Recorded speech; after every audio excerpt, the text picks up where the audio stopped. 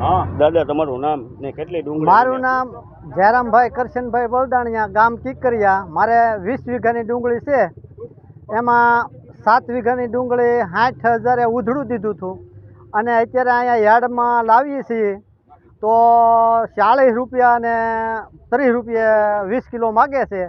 તો આનું પોહણ અમારે કઈ રીતે કરવું? તો આનો કોઈ સરકારનો નિર્ણય હોવો જોઈએ કાંઈ પણ, કે કોઈ ડીએલએસનવાળાને કહેવું જોઈએ કે આ તમારે કેબલનો ભાવ ઊંચો છે છતાંય તમે આ ખરીદી કેમ નીચી રાખો છો?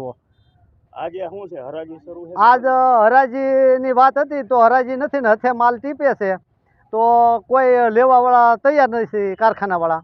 તો ખેડૂતની વાહે કોઈ પણ માણસોને સરકારને પગલાં લેવા જોઈએ ને કે આ ખેડૂત કેટલા હેરાન થાય છે, કેટલી ડુંગળી કરી છે, તો કોઈ પણ એને કાંઈ સરકારની કાંઈ સહાય બહાર પાડવી પડે અને કાં કોઈ એનો કાંઈ પણ નિવેદન આપવું જોઈએ ખેડૂતને હંધાનું। મારું નામ મંગળુભાઈ હરિહર ઓનિયન।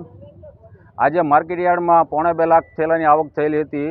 હથે વેચાય છે 30થી માંડીને 50 રૂપિયા સુધી વેચાય છે।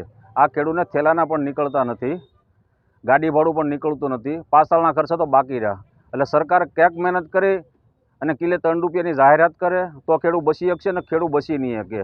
આવતી સાલ ડુંગળીમાં બહુ તકલીફ પડશે અને કેબલ છે 115થી 20માં વેચાય છે। ગયા વર્ષે 115થી 20માં વેચાતી તો 250 રૂપિયા ભાવ હતો, અત્યારે 50 રૂપિયામાં લેવા કોઈ રાજી નથી। આ રીતે ન કરો, સરકારને ક્યાંક રિક્વેસ્ટ કરો એવી કે આ લોકોને ક્યાંક ખેડૂતને સહાય આપે। તમારું નામ? પેથાભાઈ ભલાભાઈ છોટિયા ગોરસ। ડુંગળીની અત્યારે શું હાલત છે અને શું કામ અત્યારે હરાજી બનશે? ડુંગળી કાલે મેસેજ બધાએ નાખેલા વેપારીએ, આવક ચાલુ હતી કે તમે 6 વાગે ટ્રેક્ટરો આવવા દો, આવવા દીધા। અત્યારે કોઈ લેનાર વ્યક્તિ કોઈ રાજી નથી, સારા માલ લઈને વયા જાય છે વેપારી અને નબળા માલ પડ્યા રહે છે।